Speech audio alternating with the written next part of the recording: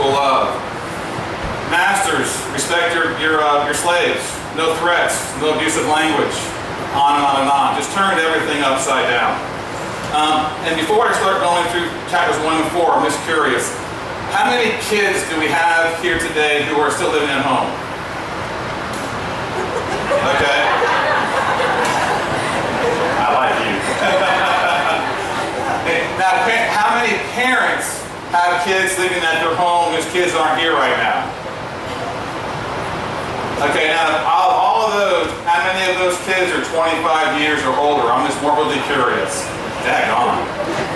Okay, I just wanted to know, because I know they're getting older and older, they're staying longer and longer and longer, okay? I left when I was 17, so. Okay. Paul was so radical in what he was doing, talking about the family, and it's key that we try and make Christ the center of the family. And what he's talking about when he's talking about kids, honor your parents, and kids, it makes sense. It really is for your own safety, okay? I don't know about you all, but sometimes, I'm a big kid. Sometimes I can act like a 6'7", 300-pound, 3-year-old kid having a tantrum, asking my wife, okay? And you laugh, but I'm sure all of you are the same way as well. How many of you ever get a little bit of road rage when somebody cuts you off? How many of you kind of like stomp your feet when you're buying at Walmart and this person in front of you has got this whole big line of groceries, and at the very end, when it's all done, then they go into their purse to pull out their checkbook to start filling it all out? Anybody ever get a little bit of, oh man? Well, that basically is, you're not getting your way, and I'm the same way. Okay? I mean, I'm a notorious Barrancas, where it cuts into one lane crossing Navy. I will not let a car in to save my life. But if I'm in a hurry, baby, I'm that car trying to get in. So, and what Paul is talking about, though, is that we got to bring our kids up in a fashion where we don't kill their spirits. We don't want to be too hard on them. You need discipline with love. That's the context. You need discipline with reciprocal respect, which turns everything on its ear. I mean, imagine being a dad back then. Your kids were property. I'm supposed to respect them? They do what I tell them, period. It turned everything upside down. There was a cute little story that a teacher supposedly told. I don't know if it's true or not, but it makes a good point. Third grade teacher was talking to her class, and she said that statistically, more and more people are having twins than in previous years. And one of her third grade students replied, well, I'm assuming that more and more are having twins because children are afraid to come into this world alone. And it's humorous, but it's kind of true. And I don't want to scare you with some of these facts, but it's important that, am I fading in and out? Okay. That we know what's going on, okay? We need love and respect, affirmation, and support. And here are some statistics that I pulled off from the Center for Disease, how's it go? CDC, Center for Disease Control, and also WHO, World Health Organization, okay? Some of these stats may be mind-boggling to you, but they're the experts.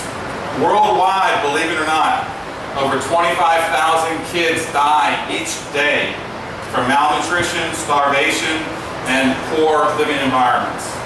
25,000 kids a day. To put that into perspective, if we had 100 planes crash every day, fully loaded with 250 kids, that's how many kids we're talking about. And what do you think might happen if we had 100 planes crash today, and tomorrow, and the next day? We'd be fixing the problem, okay? In our country, okay, it's here too, 5 kids die every day, at least 5 die every day from abuse in our country. That's over 1,800 kids a year. For some perspective, let's take Escambia High School off the map, plus Bailey Middle School. Gone. Okay? Over 3 million kids receive preventative services from child services. And the scary thing for me really is, and the saddest thing, the age group of kids who are most likely to be victimized in this fashion are kids age birth to age 1. Okay? Something's wrong. And we need to work on that. The fallout from all of this is even more kind of alarming. In 1 year, Over $1 billion in damages were done to schools across the country in 1 year. Okay? 70,000 assaults on teachers, 100 murders were committed, and probably for me personally, because suicide runs in my family, the scariest stat of all, suicide is now the #2 killer of teenage kids in our country. So somewhere in raising the family, something got lost. And Paul's radical message back then is still poignant for today. We need to be leaders, we need to cherish our children, we need to love our children, and we need to discipline our children. I'm no expert, and I feel kind of awkward talking about it because I don't have kids. Love kids, all my work is for kids, I have a passion for children, but I don't have a day out, day in responsibility of having kids. Where's that line between corporal punishment and abuse? I don't know. I'm not an expert, okay? But if everything is done in the context of love, if everything is done in the context of reciprocal respect, it's got to work out. It's got to work out. So is there a connection between these statistics and what is not happening in the home? Again, I'm not an expert, but I have to think so. I have to think somewhere along the way that we're not getting Paul's message about respecting the kids and the kids respecting their parents. And kids, a lot of things they tell you are for your own good. You know, it probably is not a good idea to run through the house with knives and scissors. Just a heads up, okay? Probably is not a good idea to play with matches. And if you're from up north, you know, it's probably not a good idea to eat the yellow snow, okay? Just a health hazard. And those are good things. We have to work on their character as well as we're bringing them up. And so kids, bottom line is do what your parents ask you, your guardians, your aunts, your uncles. And listen, all you adults out there, whether your kids or not, cherish them. Kids are the greatest gift from God. They are our future. Cherish them. Help them, love them, mentor them. If I could be at my church 24/7 working with kids, that's what I'd be doing. Okay, but that's not what I'm doing right now. I'm in school. Okay. The next part is where we're going to spend most of the time, and this was really radical stuff. Verses 5 through 9, talking about servants, slaves. Obey your masters. Work for them. Put in a good day's work, whether they're looking or not. Masters, treat your slaves with respect. I mean, really radical stuff. Phenomenally radical stuff. And just imagine if you were a master and you read Paul's letter, and he's telling you that everybody is on equal ground before the Lord. Okay? What? I'm man of the house, man. I mean, I'm the daddy. I don't need a daddy. I'm the daddy. It's up to me where my kids go, what my wife does. How can I be on the same level as a slave? I own them. I don't get this. Or imagine being a slave, being told, put in a good day's work, smile on your face, be like Jimmy the Cricket, whistle while you work. Okay? Be productive. Work like you're working for the Lord. Well, imagine being a slave. And this is what I would say. I gotta bust my hump for this guy who just sold my kids to a different master? I gotta bust my hump for this guy who won't even feed us, and on and on and on. It's so radical. It's so very radical. But what's important about it is that that's exactly what Paul is telling us to do. With one caveat though. It's so easy to take things out of context. Workers, be obedient. Masters, be obedient. As to Christ. Those three words are the hinge to that whole passage. As to Christ. Changes a whole perspective as workers. It reminds us that our work could and should be done as if we're working for Jesus. Because we do. Or at least we should. And that begs the next question. Who's your daddy? Who's your master? Whom do you serve? The first question you have to ask is that. Who is your master? And some of you are not going to like your answers if you're honest with yourself. I know I wasn't. I hated my answer. Because it was all about me. You know, I had a company, I was doing all kinds of marketing, I wanted to be on TV, I mean, me, okay? But it's a question you want to ask yourself, and you want to ask it more than once. You want to ask it throughout your walk. Who is my master? Who am I serving? And you may not like the idea of realizing that perhaps you are a bond servant, which is a fancy way of saying slave, okay? Which is a person bound to service without wages. And if you have a hard time swallowing that, then just say you're a servant. And a servant is a person employed by another, especially to perform domestic duties, or a person in service of another. We all serve someone. We all serve something. What needs to be addressed is who that something is or who that someone is. Some serve their work. Some serve their families. Some serve themselves. Some serve money. Some the delusion of power. Still others serve addictions like alcohol, drugs, sex. Some serve their low self-esteem, while others serve their enlarged pride or sense of self. That's me. Some of us, hopefully, prayerfully, above all else, serve our Lord first and foremost, offering up everything we do in sacrifice to Him through our work, our families, our actions, and our deeds. Imagine how much happier you would be if you went to work thinking it as an offering to Jesus. Imagine how much happier you would be because you're at work more than anywhere else in the world as far as your waking hours go. Imagine how your attitude could change if you looked at it as, I'm working for the Lord, I'm working for Jesus. Versus, I go in Monday morning, tomorrow at work, I can guarantee you, the person next to me, the first thing out of the mouth is, I can't wait till Friday. Woo! It's 4 days away. No, it does this every time. No, it's only really 3 days away because today won't count, and no one works on Friday anyway. It's a paid holiday almost, so it's only 3 days away, so I'll wait. Or you might be waiting to your next paid holiday, or you might be waiting to your next paid vacation, or you might be waiting, if you're like me, I used to come in and the first thing I would do, honest to God, first thing I would do is find out what my first break was, so I could get away from that phone. Okay? Doesn't make for a great day. Doesn't make for a graceful day. Doesn't make for a fun day whatsoever. And I get the point that some of you might be saying, well, you know, Dave, that sounds great. Maybe if you worked at Disney World or La La Land, to be able to work somewhere and have it offered to Jesus. Now, I work for big corporate America. They have production quotas and minimums and standards and adherence times and la, la, la, la. I get that. I work for one of the largest companies in the world, AT&T, and I have the most ridiculous job you could ever imagine. Like AT&T, I like having a job, but this job is just bonanza crazy. My job, believe it or not, is working downtown, and I'm a retention specialist. And I'm maybe talked to some of you guys before. If you want to cancel your AT&T services, whether it's cell phone, TV, or whatever, I'm your daddy. And imagine that by the time they get to me, they're probably not in the best mood anyway. They've probably been misdirected 4 or 5 times, been on hold for, the longest I've heard is 2 days. But you've been on hold, so more or less my day is basically, I own an outhouse. I catch crap all day long. Okay? That's my job. My job, literally, and it used to be this way, is to save accounts for AT&T. Save TV, save the phone, save the cell phones, add, sell, add earrings. I get that. Then a wonderful thing began to happen.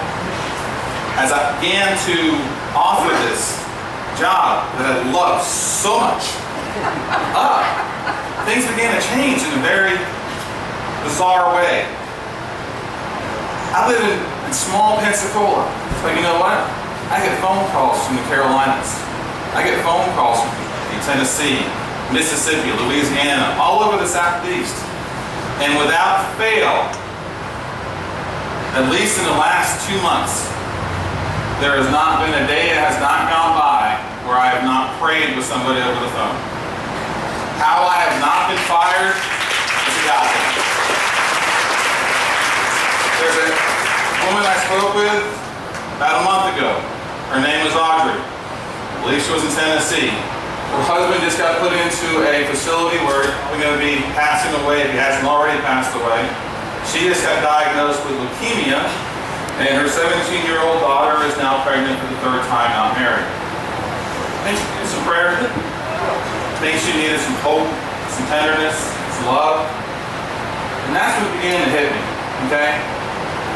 Yeah, my job is to save accounts for AT&T, working for my earthly master.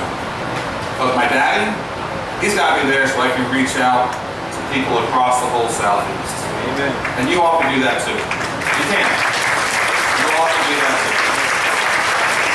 Doesn't mean I still don't catch crap all day long, because I do. But it helps knowing that this next phone call could be a person who I can have some effect on. I can be a disciple for. I can model Christ for, I hope. Okay? And I'll tell you a real funny story that just totally counteracts that one. I mentioned one of the hero. Had a guy on the phone 2 weeks ago, and he just went on and on and on and on about just how horrible we are. And granted, we dropped the ball in several places, but at the very end, he goes, what AT&T has put me through has been torture. And I went, really? Torture? So you not being able to watch TV on your 64-inch plasma TV in your living room with a martini is equated to our sons and daughters fighting in harm's way to save our country? Or are you saying that maybe your inconveniences are equal to the child who right now is being abused or raped by somebody somewhere in the world? I got really, as you can tell, kids are my thing, so I apologize. He came right back and apologized, and yes, I saved the account. But it's those kind of things that you can do to spread the word of God in the weirdest, most bizarre places you can ever imagine. And if you can do it at AT&T, you can do it at Cox or Bell South or Mediacom or whoever, Golf Power. It can be done. In fact, one of my best friends for Golf Power sends out a morning email every morning from a scripture from Joel Olsen. Okay, now I lost my place in my mind. Sorry, I digressed. Okay. This is a quote I copied from Charles Spurgeon. If you don't know him, you'd want to get to know him. He was a phenomenal orator, writer, and sermonizer. Lived in the mid-1800s. I think he was born in 1832 and died in 1894. His works are still prevalent today. And this is what he wrote, which to me just hit it straight home regarding offering your work as a tithe, as a service, as a gift to God. And he goes, grace makes us the servants of God, while still we are the servants of men. It enables us to do the business of heaven while we are attending to the business of earth. It sanctifies the common duties of life by showing us how to perform them in the light of heaven. And folks, because I choose to accept this gift of grace, and it's a gift, I choose to be God's slave. And I use that term purposefully, okay? While no one can possibly defend the idea of slavery in earthly terms, I can find no greater joy, I can find no more noble goal than to be a servant, a bondservant, a slave for God. Absolute, complete abandonment and obedience to God our Father. That's where it's at, folks. And believe me, I'm nowhere near to this level. Joe Weeks, who just passed away, is probably the only guy I know who's come close, and he probably hit it on the mark. Okay? I may never get there. I would love to be able to shake loose this cardinal side of me and put my microwave, gotta have it, must have it now, 3-year-old, 6'7", 300-pound tantrum to the side and put each of you all first. I would love to be able to do that consistently. Okay? I would love to be able to just have that other-centeredness, that otherness, that is what Christ calls us to be. And do it all through a sense of humble and meek obedience to God by just doing simple things. Like at that Walmart. Don't get so upset with that person who pulls their checkbook out at the very end of a $400 bill. Okay? Don't maybe not get so upset. Say, here, go ahead of me. Here, this is yours. Or yes, I do have time for you. That's what it's all about, folks. Otherness. And if we can get that, oh man, I'm going to digress again, so I'll stop. But that really is the power. That's what Joe taught me. Joe taught me that you can be meek and still have humble and power and authority. And you can say, here, have this. And the Sermon on the Mount, the key to that, in my opinion, is exactly what we're talking about right now, the golden rule. Okay, put others first. Put on your Jesus glasses and try and see people as Christ sees us. Not fat, tall, skinny, gay, lesbian, thief, ill-mannered, ill-tempered, on and on and on. All these labels that we use to describe people. Instead of doing that, we can just look at each other as brothers and sisters in Christ, struggling to figure this all out. We're all broken. We're all hurting. we're all basically cracked up. We're all lonely. We're all waiting for some tenderness. We're all waiting for some love. So yes, it is my hope to someday be a slave for Christ. And by definition, a slave is a person who is the property of and wholly subject to another. A person entirely under the influence of another. And that to me, folks, is oh happy day. And I wish that for you as well. I truly do.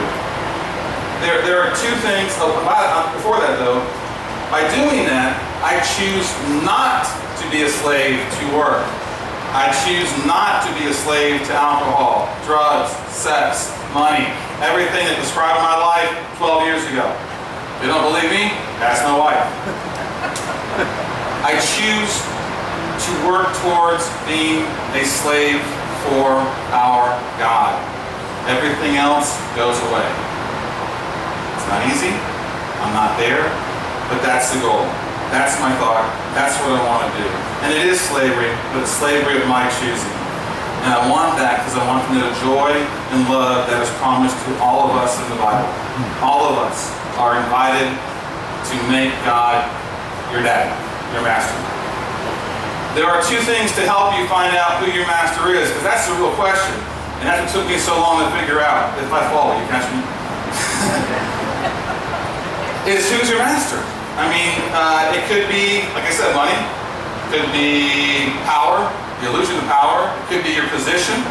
It could be many other things. But there are two things we can look at today, in the little time that we have left, that I think help me a whole bunch anyway, and I hope it helps you as well.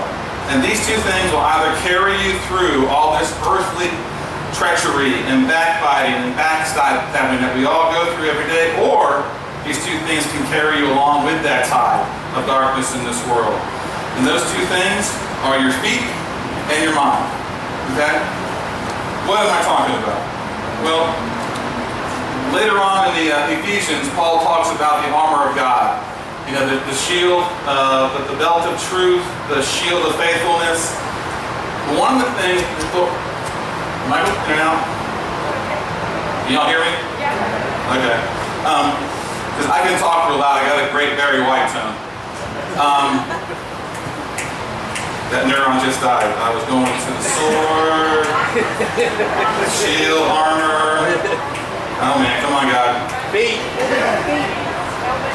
Oh, happy day. Where was I, really? Don't you hate when that happens?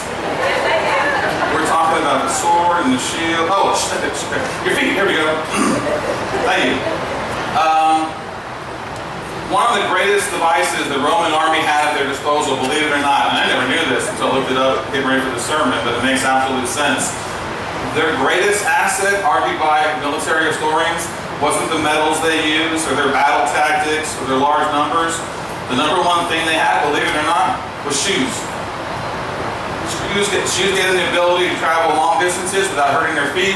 They had great gripping power on rocks, sand, forest, mud, whatever. Most other armies didn't. So it gave them a huge advantage. And the point that I want to bring up, tying it into Ephesians a little bit, is not so much the analogy of your feet being the stability of the gospel through the peaceful word.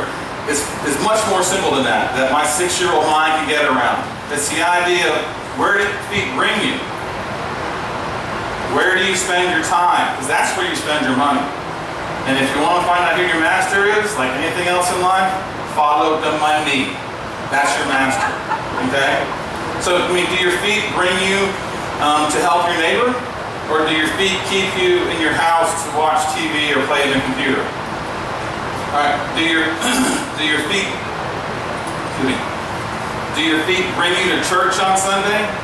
Or do your feet bring you somewhere else? Okay? Do your feet bring you home after work to spend time with the family? Or do your feet bring you out with your friends?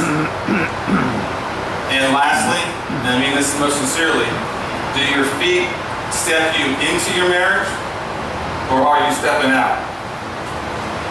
So where your feet bring you, where you spend your time, that's where you spend your money, and that's where your master is probably going to be found. Tied in with that, though, is the mind. And this actually comes from Proverbs 27:3. And I'm going to use my own translation. I'm going to use what I call the Divinic Bible. Where your mind goes, you will follow. Okay? And that's important, and I want you to get this. Where your mind goes, I guarantee you, you will follow. And Joyce Myers has a great example of this that helped my 6-year-old brain lock onto it. How many chocolate lovers do we have in here right now? Okay. I want all you chocolate lovers to just take a moment and think about a hot fudge sundae. It glimmers, it's warm, it's got great texture, great flavors. They bring it out. It's just wonderful, okay? I can guarantee you, if you keep thinking about a hot fudge sundae the rest of the day, you will have one in the next 24 hours, okay? And it works for anything else. So where your mind goes, you will follow. So the question you have to ask is, what thoughts are you having? Where does your mind go, okay? Does your mind go to the Word? Or does your mind go perhaps to pornography? Does your mind go to helping other people by trying to get involved in A, B, or C, whatever the event might be or the charity might be? Or is your mind stuck on your next shot or your next hit, whatever the case might be? Is your mind, your thoughts on how to become a humble servant, a meek servant, like my dear friend Joe Weeks? Or do you have the unrealistic, this is me, vision of how things would be different if you were in charge? Oh yeah, I have an ego now, don't get me wrong. I was in the White House for a while in my head. So, where your thoughts are, what do you think? That is where you are, where you will be. And where your feet bring you, and where your mind is, that is your master. I can almost guarantee it. So again, I invite you to ask yourselves, and be honest. It's not going to be fun. It's not going to be easy. And I say this jokingly, but I mean it seriously. Who's your daddy? Who's your master? Who's your idol? If it's not God, if it's not Christ, you're in for a world of hurt. I can promise you that. I've been there.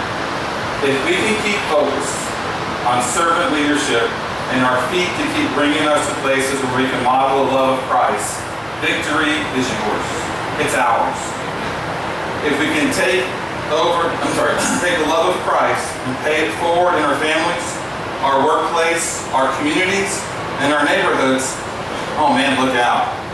Paul's got nothing on us. We're getting super radical, okay? We're going to get dangerous now. We're going to get that and get so radical that we're actually, for the first time perhaps, in a long time, if not ever, actually become what Paul wants us to become, and what Christ calls us to become, and that's to model him, to actually become true, honorable, noble Christians. Amen? Amen. Amen.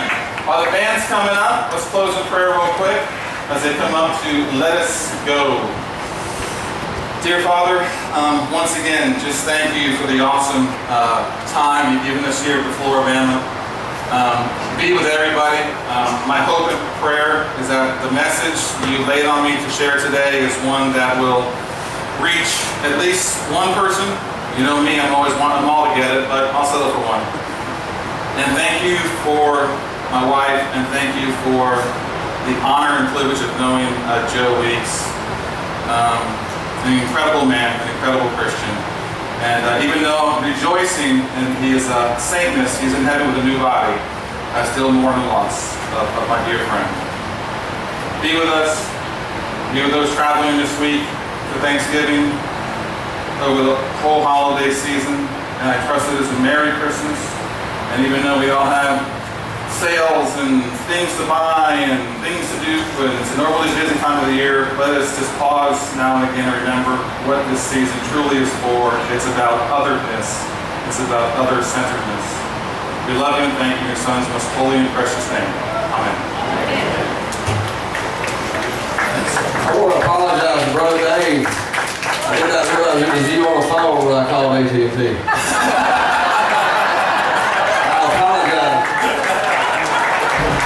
Wore him out. Billy Joe's got a line in his song about AT&T, don't you? Would you mind coming over here and do one?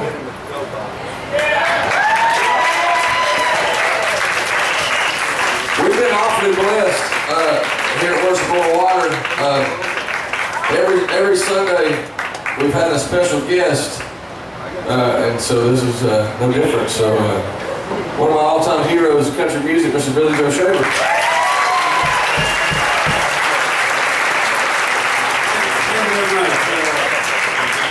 I guess all y'all know that if you saw my shows, I always, some reason or another, all my songs have some kind of spiritual